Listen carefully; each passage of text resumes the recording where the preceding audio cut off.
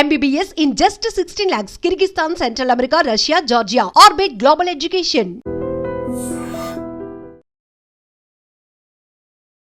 Hi hello namaste, welcome back to our channel. నేను మీ వైషు. ఇద్దరు డాక్టర్లే, కానీ వాళ్ళ భార్య చనిపోయింది. ఎందుకు చనిపోయింది? ఎక్స్ట్రా మ్యారిటల్ అఫైర్ వల్ల.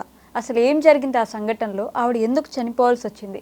ఈ విషయం గురించి మాట్లాడడానికి ఈరోజు నాతో పాటు సోషల్ యాక్టివిస్ట్ కృష్ణకుమారి గారు ఉన్నారు. మేడంతో మాట్లాడదాం. హలో మ్యామ్, నమస్తే. బాగున్నారా? ఇద్దరు డాక్టర్లు మంచి పొజిషన్లో ఉన్నారు, కాకపోతే భర్త వేరే వాళ్ళతో ఎఫ్ఐఆర్ పెట్టుకుందని భార్య చనిపోయింది. ఎందుకు జరిగిందంటారు? ఇన్ని కేసులు చూస్తున్నా కూడా మంచి చదువుకున్న వాళ్ళు కూడా ఎందుకు ఇలాంటి పనులు చేస్తున్నారంటారు? అంటే ఇక్కడ అది ఆత్మహత్య కాదు అని అనిపిస్తుంది. ఒకటి, ఆత్మహత్య అయినప్పటికీ కూడా ఆత్మహత్యకి దారితీసే పరిస్థితులు కల్పించినందుకు గాను రెండో వ్యక్తి హత్య చేసినట్టే లెక్క. ఓకే, ఆమె అతను హత్య చేయడము, అలాగే ఈమె ఆత్మహత్య చేసుకుందని చెప్పటం, ఏదైనా రెండు ఒకటే అని నా ఉద్దేశం. అక్కడ జరిగిన రిజల్ట్ ఏంటి? చనిపోవడమే కదా. ఒక ప్రాణం పోయింది కదా. ఒక ప్రాణం పోయిన తర్వాత ఎలా పోతే ఏంటి? అతను చంపాడా, ఆమె చనిపోయేటట్లు చేశాడా? ఏది చేసినా నేరం. అతను నేరస్తుడు. అతను నేరస్తుడు, ఇందులో తిరుగులేదు. మరి అసలు ఏంటి జరిగింది అని అనుకుంటే, పెళ్ళయింది, డాక్టర్ అనగానే డాక్టర్ సంబంధాలు, మళ్ళీ కట్నాలు ఇచ్చి మరి పెళ్ళిళ్ళు చేస్తారు. పెళ్ళయింది, పాప పుట్టింది, వీళ్ళు హాస్పిటల్ పెట్టుకున్నారు, ఇద్దరు బ్రహ్మాండంగా ప్రాక్టీస్ చేసుకుంటున్నారు. మళ్ళీ సెకండ్ ఇష్యూ, మళ్ళీ పాప పుట్టి 7 నెలలు అయింది. ఈ మధ్య కాలంలో ఒక సోషల్ మీడియాలో ఉండే అమ్మాయి అతను ఇంటర్వ్యూ చేయడానికి వచ్చి, ఆ ఇంటర్వ్యూకి వచ్చిన సందర్భంలో, ఇంటర్వ్యూ చేసిన సందర్భంలో ఇంకా వాళ్ళ పరిచయం అలా అలా అలా పెరిగి అది వివాహేతర సంబంధానికి దారితీసింది. ఈ దారితీసిన విషయాన్ని భార్య జీర్ణించుకోలేకపోయింది. జీర్ణించుకోమని కూడా ఎవరు చెప్పరు సలహా. అయితే ఏది ఏమైనప్పటికీ జరిగింది అది. ఆమె జీర్ణించుకోక దీని మధ్యలో ఇంట్లో గొడవలు జరుగుతూ ఉన్నాయి, మనస్పర్ధలు వస్తున్నాయి. ఇంకా మామూలుగా అంటే ఇలా జరిగినప్పుడు ఏం జరుగుతుందో అవన్నీ జరిగాయి. అంటే పెద్దవాళ్ళు వచ్చారు, కూర్చున్నారు, మాట్లాడారు, అతని చేత ఒప్పించారు, ఇంకెప్పుడు ఇలా చేయను, నేను ఈమెనే భారీగా చూసుకుంటాను, ఇలా రకరకాల ఒప్పందాలు, ఒట్లు గట్లు అన్నీ జరిగిపోయినాయి. అన్నీ జరిగిపోయిన తర్వాత అతను పందా మార్చుకోలే, అంటే అతని విధానాన్ని అతను మార్చుకోకపోయేసరికి ఇంకా ఆమె మరి చాలా ఎక్కువ గొడవ పెట్టుకుందా. పైగా ఈ మధ్య ఇంకా ఎక్కువ రాద్ధాంతం జరగడానికి అతను ఆమె బర్త్డే పార్టీ చేశాడని, ఆమె బర్త్డే పార్టీ చేసుకుంది, కానీ ఆమెకు అన్ని డబ్బులు ఎక్కడొచ్చి ఉంటాయి అని చెప్పి ఈవిడ కొంచెం డిగ్ చేస్తే తేలింది ఏంటి అంటే ఆ రిసార్ట్ని ఇతనే బుక్ చేశాడు అని తేలింది. మరి ఇతను పెద్దవాళ్ళ మధ్యలో ఇచ్చిన మాట ఎక్కడికి పోయింది? దాంతో ఆ అమ్మాయి మనస్తాపం చెంది మరి ఎక్కువ గొడవ పెట్టుకుని ఉండుంటది. గొడవ పెట్టుకున్నప్పుడు ఈ అడ్డు తొలగించుకోవాలి అనే ఉద్దేశంతో అదేదో క్షణికావేశంలో చేసిన, అంటే ఏదో కొట్టరాని చోట కొడితే ఆమె చనిపోయింది అనుకోవడానికి కూడా లేదు. ఒంటిపైన మల్టిపుల్గా గాయాలు ఉన్నాయంట, రకరకాల ప్రదేశాల్లో గాయాలు ఉన్నాయి. పైగా ఇన్ని గాయాలు ఉన్న తర్వాత ఆమెని ఉరివేసి చంపినట్లుగా కనిపిస్తుంది. అయితే చచ్చిపోయిన తర్వాత ఊరేశారా, లేకపోతే ఆమె ఉరేసుకుందా అనడానికి కాదు, చనిపోయిన తర్వాతే ఉరివేశారు అనడానికి ఎక్కువ ఆధారాలు కనిపిస్తున్నాయి. అక్కడ ఏంటంటే ఉరేసుకున్నప్పుడు నాలుగు బయటికి రావాలి, అలాగే ఇక్కడ బోన్స్ దెబ్బతినాలి, ఇవన్నీ కట్ అవుతాయి. ప్లస్ ఇంకొకటి ఏంటి అంటే వాళ్ళు యూరిన్ పాస్ చేసేస్తారు, లేదంటే మోషన్కైనా వెళ్తారు. ఇలాంటివి ఏమీ జరగలేదు, ఒంటి నిండా గాయాలు ఉన్నాయని చెప్తున్నారు. ఇంకా అసలు ఉరి వేసుకుంటే ఒంటి నిండా గాయాలు ఎందుకుంటాయి, రక్తస్రావం ఎందుకుంటుంది? వాళ్ళ మదర్ చెప్తుంది బ్లడ్ కనిపించింది మంచం దగ్గర అని. ఏది ఏమైనా ఇది చాలా ఘోరమైన విషయము, ఘోరమైన విషయం. అతను ఒక భర్త ఇలా చేసి ఉండాల్సింది కాదు. కాకపోతే ఇప్పుడు ఏం మాట్లాడుతున్నారంటే, అబ్బో ఆడవాళ్ళు కూడా చాలా వివాహేతర సంబంధాలు పెట్టుకుంటున్నారు కదా, భర్తలను చంపేస్తున్నారు కదా అని మాట్లాడుతున్నారు. ఏదైనా మనం సెన్సెస్ తీసుకుంటే గనక ఆడవాళ్ళు మగవాళ్ళని చంపేదానికన్నా మగవాళ్ళు ఆడవాళ్ళని చంపటమో లేకపోతే వాళ్ళ చేష్టల వల్ల వీళ్ళు ఆత్మహత్యలు చేసుకోవడమో ఎక్కువ పర్సంటేజ్ ఉంది. అవును. అయితే ఇది వాళ్ళకి ఇవాళ ఏదో కొత్తగా జరుగుతుంది అనేది కాదు, ఎప్పటి నుంచో ఉన్న విషయమే. కాకపోతే ఇప్పుడు కొత్తగా మాట్లాడుకునే విషయం ఏంటంటే భర్తలను చంపుతున్న భార్యలు అనేది కొత్త టాపిక్ కానీ ఇవేవి ఏవో చాలా ఇప్పుడు అర్ధరాత్రికి ఊడిపడిన విషయాలు కాదు. ఇలా భర్తలు వేరే స్త్రీలతోటి వివాహేతర సంబంధాలు పెట్టుకోవడం వల్ల, కుటుంబ కలహాలు రావటం వల్ల, కుటుంబాలు విచ్ఛిన్నం అవ్వడం వల్ల జరిగే నష్టం ఏంటి అంటే వాళ్ళిద్దరికే కాకుండా అటు కుటుంబ పెద్దలకి ఇటు కుటుంబ పెద్దలకే కాకుండా 2 పిల్లలు ఉన్నారు. వీళ్ళన్నిటినీ మించి 2 పిల్లలు, అభంశుభం తెలియని పిల్లలు, 7 నెలల పాప. ఆ పాపకి ఏం తెలుసు అసలు? తల్లి మొహమైనా గుర్తుంటుందా? ఉండదు కదా. ఇప్పుడు 2 పిల్లలకి తల్లి లేదు. తల్లి లేకపోగా ఈ తండ్రి ఉన్నా ఒకటే లేకపోయినా ఒకటే. ఇవాళ సమాజం ముందు చట్టం ముందు ఒక నేరస్తుడిగా మిగిలిన తండ్రిని ఆ పిల్లలు ఏమని యాక్సెప్ట్ చేస్తారు? ఏమి రోల్ మోడల్గా తీసుకుంటారు తండ్రిని? ఎవరి కోసం అయితే ఇంత చేశాడో ఆ వచ్చేవని 2 పిల్లల్ని చూసుకుంటుందా?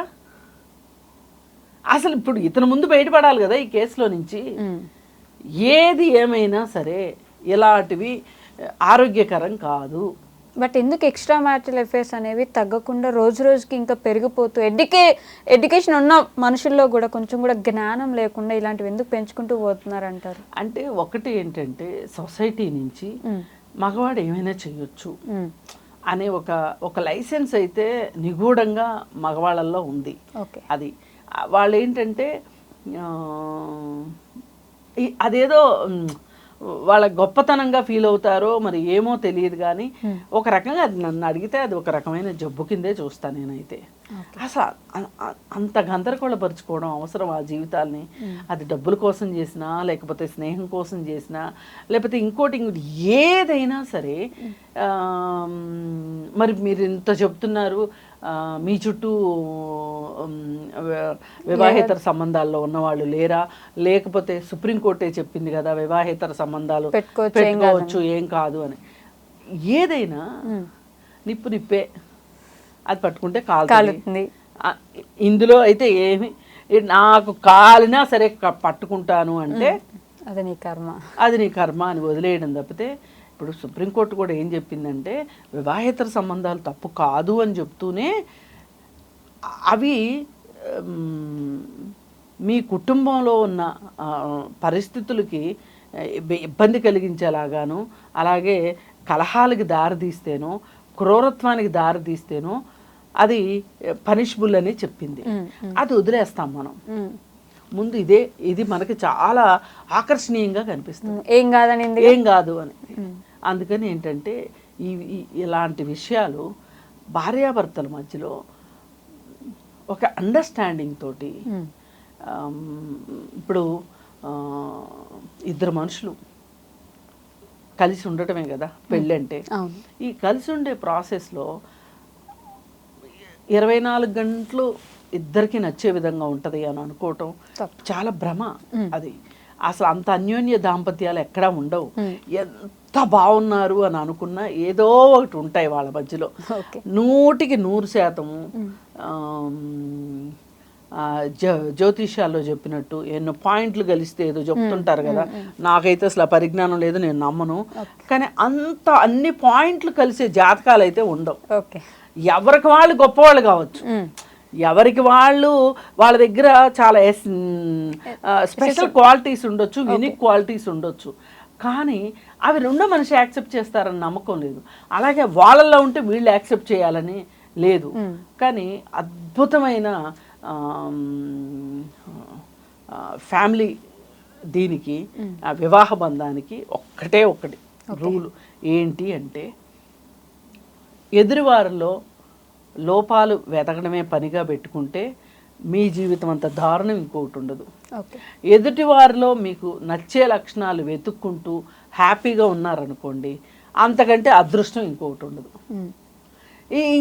ఇంతకంటే వివాహ బంధానికి ఎవరు అయితే ఏమన్నా చెప్తారని అయితే నేను అనుకోను. ఓకే. ఇప్పుడు కానీ మనిషి ఎలా ఉంటారంటే ఎప్పుడు రెండో మనిషి మీద ఆధిపత్యం కావాలి. ఆధిపత్యం కావాలి అంటే నువ్వు వెదవ్వి అని చెప్పగలగాలి. నువ్వు వెదవ్వి అంటే ఎందుకు వెదవ్వి అంటే నీకు అవలక్షణాలు ఉన్నాయి, లోపాలు ఉన్నాయి అని చెప్పాలి. ఇలా కాకుండా మీరు ఎదుటి మనిషిలో లోపాల కంటే కూడా వాళ్ళల్లో ఒక విశిష్ట లక్షణాలు కూడా ఉంటాయి ప్రతి మనిషిలోనూ. అన్నీ కలయికే ఒక మనిషి వ్యక్తిత్వం. వాటిని మీరు మంచి అనిపించేవి ఎందుకు వాటిని పిక్ చేసుకుని హ్యాపీగా ఉండండి. ఇప్పుడు ఇద్దరికి అదే లక్షణం ఉండకపోవచ్చు. కొన్ని రోజులకి రెండో వాళ్ళు కూడా అది అలవాటు చేసుకుంటారు. ఇప్పుడు మనం మంచి మంచి మంచి అని నోటితో చెప్పే కన్నా మనం ఆచరించి చూపిస్తే దాని ఎఫెక్ట్ చాలా ఎక్కువ ఉంటుంది. అందుకని అలా చేస్తే కనుక ఎంతటి ఇబ్బందులు ఉన్నప్పటికీ ఫ్యామిలీలో బాగానే ఉంటారు. ఎందుకు వీళ్ళు బాగుండాలి అసలు? ఒక కుటుంబ వ్యవస్థ ఎందుకు బాగుండాలి అంటే అవునన్నా కాదని వీళ్ళిద్దరు కలిసి బతకాలిగా, చచ్చినట్టు బతకాల్సిందే కదా. ఆ బతికేదేదో హ్యాపీగా బతకొచ్చు. పైగా వీళ్ళిద్దరూ ఇద్దరులా ఉంటారు కదా, ఇంకో ఇద్దరినో ముగ్గురునో ఐదుగురినో ఒకళ్ళనో ప్రపంచంలోకి తీసుకొస్తారు. ప్రపంచంలోకి ఎవరు తీసుకొస్తారండి? మనమే కదా తీసుకొస్తాము. వాళ్ళైతే తీసుకురమ్మని అడగరు, వాళ్ళు రారు కదా పిల్లలు, మనమే తీసుకొస్తాం కదా. అంటే మనదే కదా బాధ్యత. అందుకోసమైనా పిల్లల కోసమైనా సరే, రేపటి కోసమైనా ఈరోజు కొన్ని రాజీలు తప్పవు. కానీ ఆ రాజీలు కూడా ఎంతవరకు? రెండో మనిషి వ్యక్తిత్వానికి దెబ్బ తగలనంత వరకు. రెండో మనిషి ఆ మనిషి వచ్చి ఇలా కాళ్ళ మీద మోకరిల్లే పరిస్థితి రానంత వరకు ఓకే. కానీ కొంతమంది శాడిస్టులాగా నేనేం చేసినా చెల్లుబాటు అయిపోతుంది, నా ఇష్టం, నేను ఒక బుట్ట బొమ్మతో తిరుగుతానా లేకపోతే ఇంకొకతో తిరుగుతానా, ఏం చేస్తానా, నా ఇష్టం అనుకుంటే ఈ డాక్టర్ ఈ జీవితంలో ఎప్పటికీ ఈ కేసు అంతమవుతుందో తెలియదు. అప్పటి వరకు అతను పోలీసుల చుట్టూ, కోర్టుల చుట్టూ, లాయర్ల చుట్టూ తిరుగుతూనే ఉండాలి. పైగా అతనికి ఒక భార్య, ఒక కుటుంబము, పిల్లలు లేకుండా అయిపోయారు. సొసైటీలో ఒక గౌరవప్రదమైన వృత్తిలో ఉండి ఆ గౌరవాన్ని కూడా పోగొట్టుకున్నాడు. వీటన్నిటికీ మూలం ఏంటి అంటే నా ఇష్టం, నేను ఏమైనా చేస్తా, ఏం చేసినా జరుగుద్ది, నాకు ఏదైనా చెల్లుబాటు అవుతుంది అనుకునే మనస్తత్వమే ఇక్కడ దాకా తీసుకొచ్చింది. మూర్ఖత్వం ఇక్కడ దాకా తీసుకొచ్చింది. ఇది ఖచ్చితంగా మగవాళ్ళు ఇది అర్థం చేసుకోవాలి. ఇప్పుడు ఈమె గనక ఒకవేళ ఆత్మహత్య అయితే గనక ఒక్క క్షణం అయితే ఆలోచించాలి. ఇప్పుడు మనం ఇది హత్య అనుకుంటున్నాం, ఏది ప్రాథమిక ఆధారాలను బట్టి మనం హత్య అనుకుంటున్నాం. కాదు, ఆత్మహత్య అయితే కూడా ఇప్పుడు ఏం సాధిస్తావు నువ్వు? చనిపోయి ఏం సాధిస్తావు? ఏమీ లేదు. నీ పిల్లలకి తల్లి లేకుండా అయిపోయింది. ప్రపంచంలోకి 2 పిల్లల్ని తీసుకొచ్చావు కదా, అతను బాధ్యత రాహిత్యుడు, అతను కాసేపు పక్కన పెడదాం. నువ్వు బాధ్యత గల తల్లిగా నువ్వు ఎందుకు చనిపోవాలి? పైగా నువ్వు ఒక డాక్టర్వి, నలుగురికి చెప్పగలిగిన దానివి, నువ్వు అలా చేసుకోవడం ఎవరికి ఇప్పుడు లైసెన్స్ ఇచ్చినట్టు అయింది? ఇప్పుడు ఈ కేసులు తేలవు, చావు. మగవాళ్ళ ధైర్యం అదే కదా, తేలవు. ఈ కేసు ఇలా ఉన్నప్పుడు కూడా భార్య లేదు కాబట్టి ఆయన పెళ్లి చేసుకుంటాడు. ఆయన ఇంకో పెళ్లి చేసుకుంటే ఆయనకేం అడ్డులేదు కదా, భార్య చనిపోయింది కాబట్టి. ఈ మొత్తంలో అన్యాయం అయిపోయేది ఎవరు? నీ పిల్లలు. అందుకని ఇవన్నీ చూసి అర్థం చేసుకోవాల్సింది ఏంటి అంటే, మొగుడే లోకం కాదు, మొగుడే సర్వస్వం కాదు. నీ మీద ఆధారపడ్డ 2 పిల్లల భవిష్యత్తు నీకు ఇంపార్టెంటు. అలాగే నీ లైఫ్ మరీ ఇంపార్టెంటు. మీరు అర్థం చేసుకుని జీవితంలో ముందుకెళ్తారా, ఆధ్యాత్మికతతోటి కొంచెం మానసిక ప్రశాంతతతోటి ముందుకెళ్తారా, ఎట్లా వెళ్తారో తెలియదు. కానీ మీరు మట్టుకు మీ బాధ్యత ప్రకారం మీరు బతికే ఉండాలి, బతికే సాధించాలి, పిల్లల్ని పెంచుకోవాలి. Okay ma'am, thank you. నిజంగా ప్రస్తుతం ఉన్నటువంటి సమాజం దేనికి ప్రయారిటీ ఇస్తుంది? ఆర్థిక సంబంధాల చుట్టూ మాత్రమే తిరుగుతోంది. మళ్ళీ ఎన్నికలంగానే చాలా విరక్తి కలుగుతాను. మంచి అనిపిస్తుంది కదా, లేడీస్ కూడా ఛాలెంజింగ్ జాబ్స్ చేసినప్పుడు చాలా బాగుంటది. ట్రాఫిక్ అసిస్టెంట్స్ గా నియమించిన ట్రాన్స్జెండర్స్ అందరితో సాల్యూట్ చేయించుకుంటున్నారు. ఫుడ్ డెలివరీ ఇవ్వటానికి వెళ్ళినటువంటి డెలివరీ బాయ్ అనిల్ పై కళ్ళ ముందు